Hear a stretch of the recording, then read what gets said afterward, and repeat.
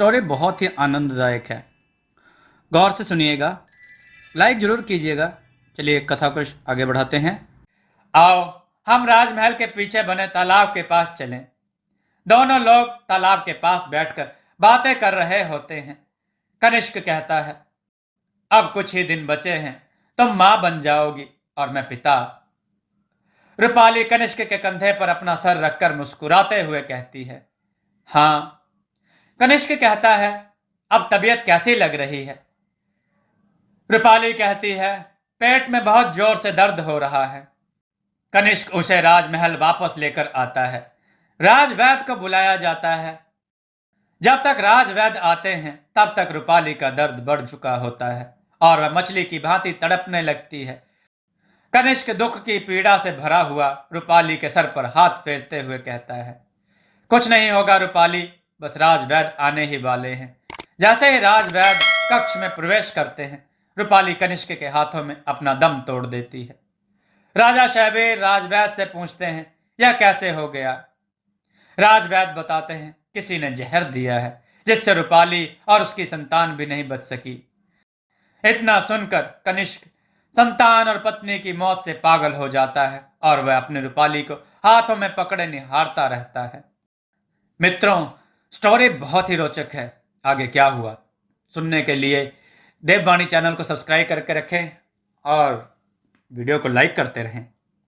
चलिए कथा आगे बढ़ाते हैं। पिता शहबीर और मां शिवांगी अपने पुत्र को संभालते हैं, लेकिन कनिष्क केवल एक ही नाम लेता जाता है, रूपाली रूपाली। तभी भाई सोन और महेश्वर भी आ जाते हैं और अपने भाई कनिष्क की इस हालत को देखकर रोने लगते हैं। आज चंदेरी राज्य के इस राजमहल में गहरा सन्नाटा आ गया है, जिससे अब आने वाला भविष्य ही पूरा बदल जाएगा। इधर जयचंद्र कनिष्क के कमरे में दूध का खाली गिलास लेकर आता है। राजवैद्य से बताता है कि मैं जब राजकुमार कनिष्क के कमरे में गया था, मैंने देखा रूपाली को कनिष्क बाहर ले जा रहे हैं। मैं वहां पहुंचते ही राजकुमार कनिष्क से कहा, मेरे वहां पहुंचते ही महाराज कनिष्क ने कहा, मैं तुमसे बाद में बात करता हूं, और मुझे बताया कि रूपाली ने जब से दूध पिया है तब से उसकी तबीयत कुछ ठीक नहीं लग रही, इसलिए उसे बाहर घुमाने ले जा रहा हूं। मैं उनकी यह बात सुनकर अपने कक्ष में चला गया। देखिए राजवैद्य जी, इस दूध के गिलास में कुछ दूध बचा है। राजवैद्य उस गिलास को अपने साथ ले जाते हैं और कहते हैं, मैं देखकर बताता हूं। महाराज सोन बलराम को जांच का आदेश दे देते हैं। इधर कनिष्क हर बात से अनजान है। उसे केवल रूपाली ही हर जगह नजर आ रही है और अगले ही दिन रूपाली के अंतिम संस्कार के लिए पंडित जी को बुलाया जाता है। सभी लोग शमशान घाट पहुंचते हैं। विधि विधान के तहत रूपाली का अंतिम संस्कार होता है। कनिष्क पूरी तरह से पागल हो जाता है। वह हर जगह रूपाली को ढूंढ रहा है। बड़ी मुश्किल से राजा शहबीर अपने बेटे को संभालते हैं और कनिष्क से कहते हैं, बेटा, विधि के विधान को कोई नहीं बदल सकता। होश में आओ, तुम्हारी रूपाली अब मर चुकी है। चिता को आग लगाओ। लेकिन कनिष्क को कोई फर्क नहीं पड़ता इन बातों का। वो अपने पिता से कहता है, तुम सब पागल हो गए हो, और रोते हुए कहता है, तुम सब लोगों ने मिलकर मेरी रूपाली को मार दिया है।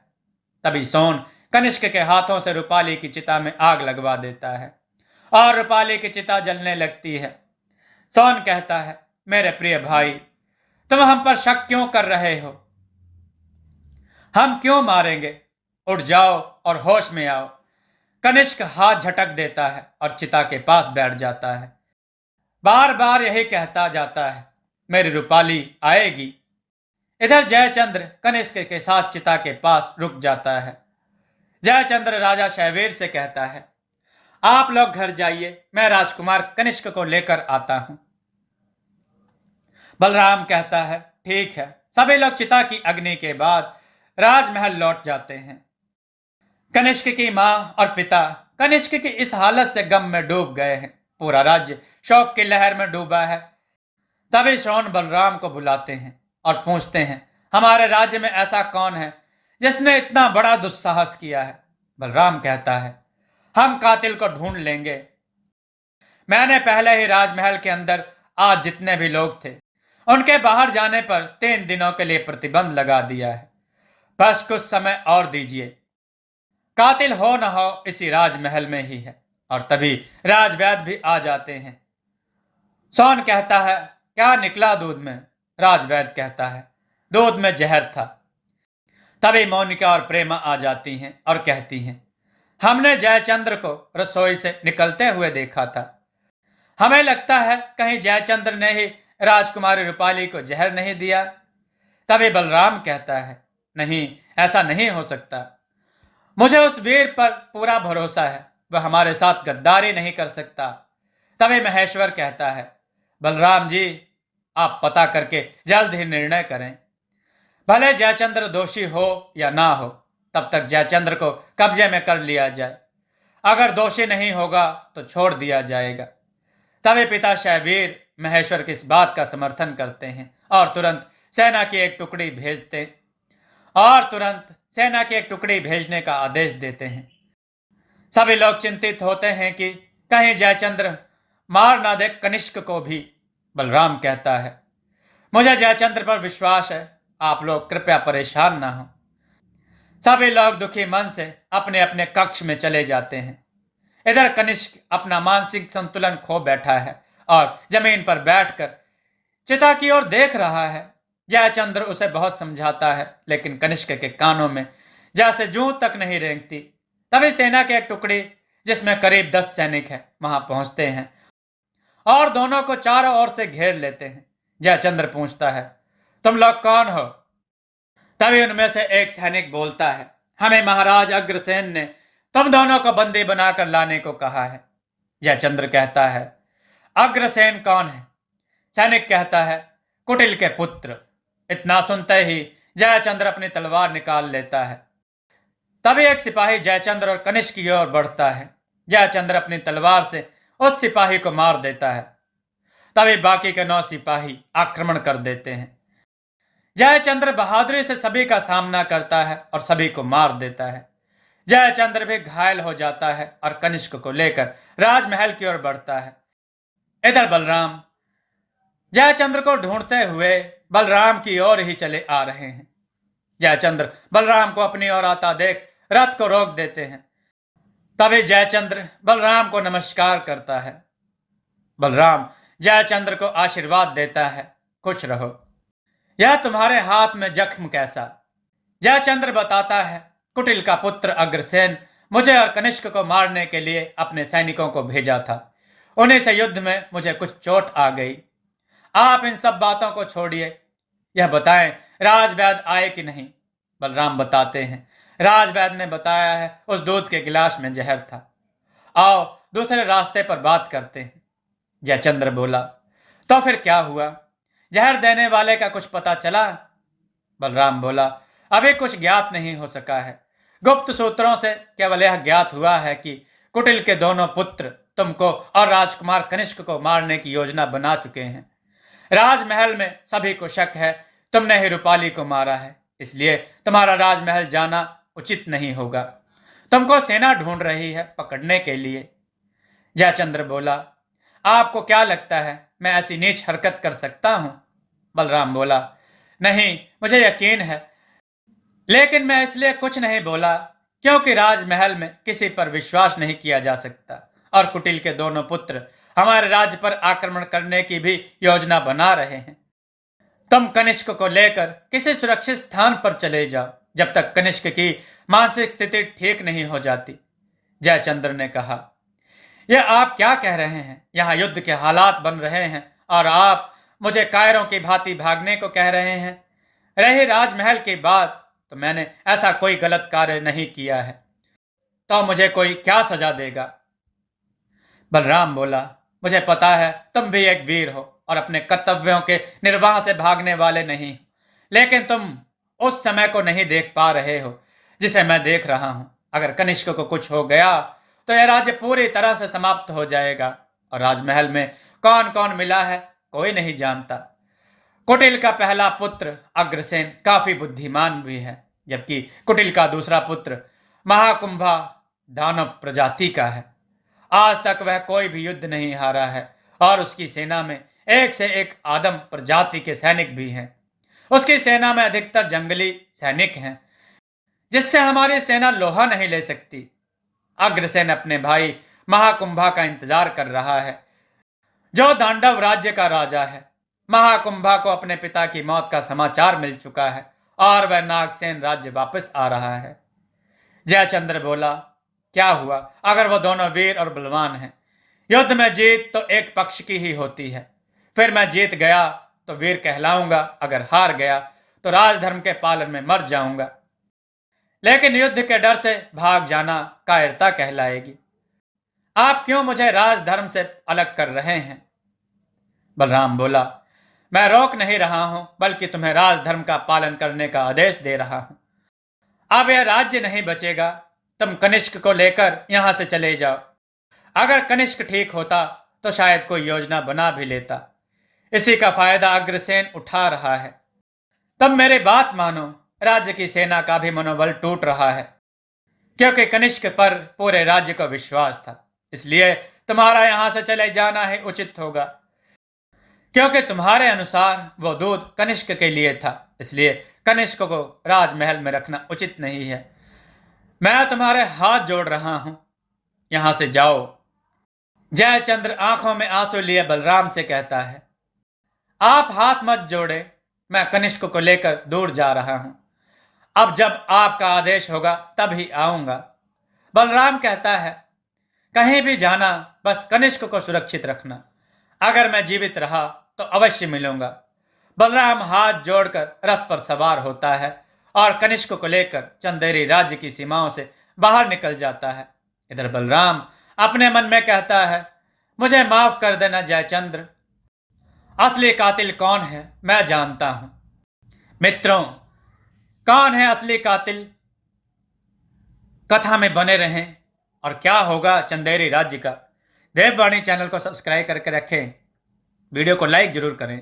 चलिए कहानी को आगे बढ़ाते हैं और चैनल को सब्सक्राइब करके रखिएगा, लाइक जरूर कीजिएगा। बलराम की आंखों में आंसुओं की धार बह रही है, लेकिन किसी तरह अपने मन को शांत किए राजमहल की ओर लौट रहा है।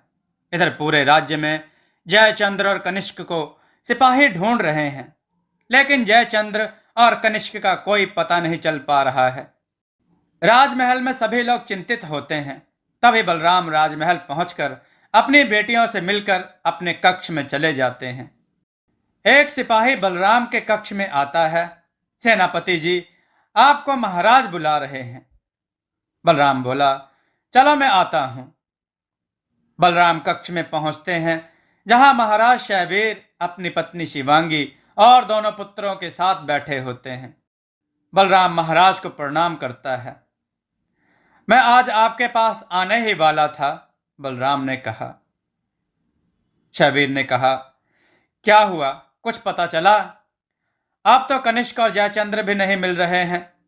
मैं पहले ही कह रहा था जयचंद्र ही कातिल है, लेकिन तुमने मेरी बात नहीं मानी। पता नहीं जयचंद्र मेरे बेटे को कहां ले गया होगा। महाराज रोते हुए कहते हैं, मेरा बेटा अब जिंदा भी होगा या नहीं? चारों ओर संकट ही संकट दिख रहा है। अब कुटिल के दोनों पुत्र हमारे राज्य पर आक्रमण करना चाह रहे हैं। मैं अपने पुत्र को ढूंढने जा रहा हूं। महेश्वर ने कहा, रुकिए पिताजी, मैं जा रहा हूं। बलराम बोला, किसी को कहीं जाने की आवश्यकता नहीं है। जयचंद्र ने तो कनिष्क की रक्षा की है, इसलिए आप उस पर संदेह न करें और आप मुझे माफ कर दीजिए। मैंने ही जयचंद्र से कनिष्क को यहां से दूर ले जाने को कहा है। शैवीर बोला, यह तुमने क्या किया? मैं उसके बिना नहीं रह सकता। कहां भेजा है तुमने? बोलो बलराम। बलराम ने कहा, मुझे नहीं पता जयचंद्र कनिष्क को कहां ले जाएगा, लेकिन इतना जरूर विश्वास है वह उसकी सुरक्षा करेगा, अपने प्राण देकर भी। शैवीर बोला, लेकिन तुमने उसे ऐसा करने के लिए क्यों कहा? बलराम बोला, क्योंकि कनिष्क यहां सुरक्षित नहीं है। आपके दोनों बहुएं ही कातिल हैं, या ये कहिए मेरी दोनों बेटियां। बलराम शैवीर के चरणों में झुक जाता है और कहता है, मुझे माफ कर दीजिए, मुझसे बहुत बड़ी गलती हो गई। मैं अपनी बेटियों को पहचान नहीं सका। उनके षड्यंत्र का मुझे कुछ नहीं पता था। मुझे माफ कर दीजिए। और बलराम रोने लगता है। सोन ने कहा, ये आप क्या कह रहे हैं? आप जो बोल रहे हैं इसका आपको कुछ होश भी है? कैसा षड्यंत्र हुआ है? मेरी पत्नी क्यों करेगी? मुझे लगता है आपकी उम्र हो रही है, इसलिए कुछ भी मन में आ रहा है बकते जा रहे हो। तभी राजा शहबीर बलराम को उठाते हैं और प्रेम पूर्वक पूछते हैं, बताओ क्या हुआ है बलराम? बलराम कहता है, महाराज, मैं आपको पूरी बात बताता हूं। यह षड्यंत्र अग्रसेन द्वारा रचित है। उसने एक योजना बनाई कि कैसे चंदेरी राज्य का अंत किया जाए। इसके लिए उसने अपने विश्वसनीय गुप्तचर, जिसका नाम राघवेंद्र है, उसे यहां भेजा। उस समय आपके दोनों पुत्रों का विवाह था। सभी लोग विवाह के कार्य में व्यस्त थे। तभी राघवेंद्र खाना बनाने के कार्य में लग गया। किसी ने उस पर ध्यान नहीं दिया और वह विवाह के बाद राज्य में रुका रहा। सभी नौकरों की भांति वह भी कार्य करता था, इसलिए उस पर ना तो किसी को शक हुआ ना ध्यान गया। उसने सोन और कनिष्क को पहले मारने की योजना बनाई, लेकिन इन दोनों के साथ हमेशा सैनिक रहते थे। फिर उसने कनिष्क को मारने की कई बार योजना बनाई, लेकिन उसे कोई मौका नहीं मिला। फिर उसने एक दिन उसने मेरी बेटियों को रूपाली से झगड़ते देखा। उसने इस बात का फायदा उठाने की कोशिश की और फिर वह मेरी बेटियों के करीब आने लगा और जेठानी और रूपाली में आग लगाना शुरू कर दिया। और उसने इतना जहर दोनों जेठानियों में भर दिया कि अब दोनों जेठानियां यह समझने लगी कि कल को कनिष्क ही राजा बन जाएगा और रूपाली अपने पति के द्वारा दोनों बड़े भाइयों को राज्य से निकलवा देगी। इसलिए मेरी दोनों बेटियों ने दूध में जहर घोलकर कनिष्क को मारने की कोशिश की, ताकि पूरा राज्य उनके पतियों के पास ही रहे। लेकिन उस दिन वह दूध कनिष्क ने रूपाली को पिला दिया। उस बेचारे कनिष्क को क्या पता था दूध में जहर मिला है। इसके आगे बलराम रोते हुए कहते हैं, रूपाली बहुत अच्छी थी। रूपाली ने कभी भी जवाब नहीं दिया पलटकर अपनी जेठानियों को, यहां तक कभी कनिष्क से भी नहीं कहा, ताकि परिवार में आपस में लड़ाई ना हो। रूपाली हमेशा प्यार से अपनी जेठानियों को मनाने की कोशिश करती थी। और जब यह सब हो गया, तब मैंने राजमहल के अंदर के सभी लोगों के बाहर निकलने पर रोक लगा दी। फिर मैंने छानबीन की तो मुझे पता चला एक खाना बनाने वाला बिना किसी की अनुमति के राजमहल के अंदर रह रहा है। मैं समझ गया, हो ना हो इसमें इसका जरूर कुछ ना कुछ हाथ होगा। मैंने उसे पकड़कर पूछा, लेकिन उसने कुछ बताया नहीं। तब उसे कारागार में डाल दिया। फिर मैं रसोई घर में गया, जहां मुझे कागज में सफेद पदार्थ जैसा कुछ मिला। राजवैद्य ने बताया वह भी जहर था। फिर कड़ाई से उस खाना बनाने वाले से पूछताछ की, तब उसने सारा राज उगला। वह इस समय कारागार में है। तभी महेश्वर और सोन अपने तलवार निकाल लेते हैं और कहते हैं, मेरी पत्नियों का इतना दुस्साहस, मैं आज उन्हें जीवित नहीं छोड़ूंगा। तभी बलराम रोते हुए कहता है, मैंने अपनी दोनों बेटियों को जहर दे दिया है। अब वह दोनों पापनी इस दुनिया में नहीं है और अब तक वह अपने बिस्तर पर पूरी तरह से सो गई होंगी। इतना कहकर बलराम जमीन पर गिर जाता है। तभी राजा शहवीर बलराम को संभालते हुए कहते हैं, ये क्या किया तुमने मेरे दोस्त बलराम? शहवीर सभी को लेकर बहुओं के कमरे की ओर दौड़ते हैं। सभी लोग बहू के कमरे में पहुंचते हैं और दरवाजा खोलते हैं, लेकिन बलराम नहीं जाते। मित्रों, बहुत ही रोचक कथा है। बने रहिएगा देववाणी चैनल के साथ, लाइक करते रहिएगा कथाओं को। जैसे ही राजा शहवीर दरवाजा खोलते हैं, दोनों बहुएं जमीन पर पड़ी होती हैं और दम तोड़ चुकी होती हैं। सभी लोग रोने लगते हैं। शहवीर रोते हुए जमीन पर बैठ जाते हैं और कहते हैं, ये क्या कर दिया बलराम तुमने? मैं किस बात का दुख मनाऊं और किस बात का सुख? रूपाली के कातलों के मरने का सुख मनाऊं या फिर अपनी सभी बहुओं को खोने का? हे ईश्वर, ये तेरी कैसी लीला है? मैंने किसी का क्या बिगाड़ा है जो तूने सारे संकट मेरी झोली में ही डाल दिए? अब मैं क्या करूं? और महेश्वर और सोन भी अपनी पत्नियों के गम में डूब जाते हैं। तभी बलराम अपने आंसुओं को पोंछते हुए कमरे में आता है और राजा शैवीर से कहता है, कुछ मत करो मेरे मित्र, जो जैसा करता है उसे उसके परिणाम मिलता है। आने वाले युगों में लोग यह याद करेंगे कि धन का लालच ही भाई भाई से, बहू और बहुओं से लड़वाता है, और इस डर से लोग लालच नहीं करेंगे। जो करेगा वह सब कुछ खो देगा। मुझे कोई भी दुख नहीं है। हाँ, मैं तुम्हारी बहुओं का कातिल हूं, आप मुझे सजा दे सकते हो। राजा शैवीर रोते हुए कहते हैं, हे मित्र, मैं क्या करूं? मुझे कुछ समझ नहीं आ रहा। उठो मित्र, यह समय दुख मनाने का नहीं बल्कि युद्ध करने का है। अब कभी भी अग्रसेन और उसका भाई महाकुंभा युद्ध के लिए आता होगा। उसकी सेना युद्ध के लिए निकल चुकी है।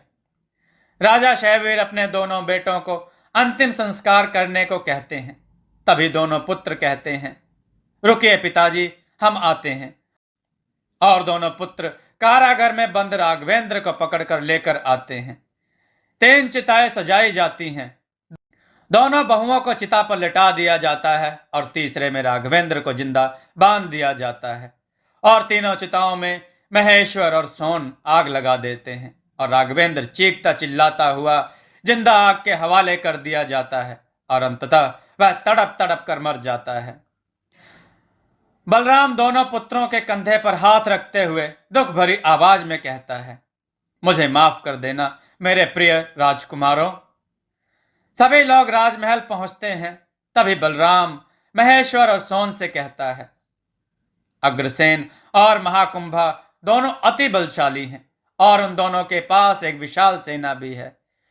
मैं कायर वाली बात नहीं कर रहा, लेकिन जो सत्य है वह बोल रहा हूं। हमारी सेना और हम उनसे नहीं जीत सकते। अब तो कनिष्क के ना होने पर हमारी सेना का मनोबल भी टूट गया है। तभी महेश्वर कहता है, अब युद्ध में जीत मिले या हार, हम कायरों की भांति नहीं भागने वाले। वैसे भी इस राजमहल पर बहुत संकट आए हैं। जो दर्द हमें मिले हैं वह शायद जीवित रहकर भी ना भर सके। सोन कहता है, युद्ध की तैयारी कीजिए और जो भी हमारे मित्र राज्य हैं उनको संदेश भेज दीजिए कि वह भी हमारे युद्ध में शामिल हो जाएं।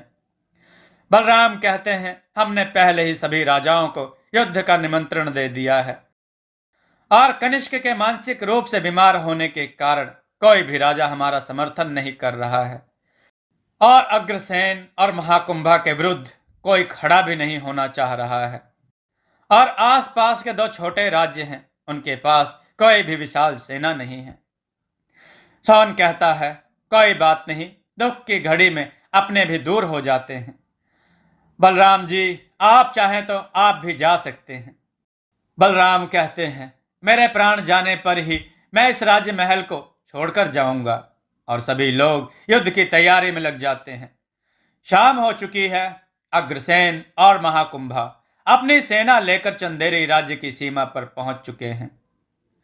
आज की रात चंदेरी राज्य के लिए बहुत भारी है। दोनों बेटे अपने माँ बाप के चरणों पर लेटे होते हैं। पिता कहता है, बेटा, मैं ना तो तुम्हें कायरों की भांति भागने को कह सकता हूं और ना ही यह कह सकता हूं कि तुम युद्ध लड़ो, क्योंकि युद्ध में हमारी हार निश्चित है। अब तो मनोबल भी टूट सा गया है। तभी महेश्वर हंसते हुए कहता है, पिताजी, हम बहुत सौभाग्यशाली हैं। आपके चरणों में हमें स्थान मिला है।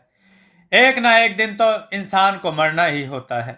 शायद वह समय कल का ही हो। पिताजी, हम आपको यह विश्वास दिलाते हैं, हम दोनों भाई भले युद्ध में मारे जाएं, लेकिन अग्रसेन का मस्तिष्क धड़ पर से गिरा कर रहेंगे।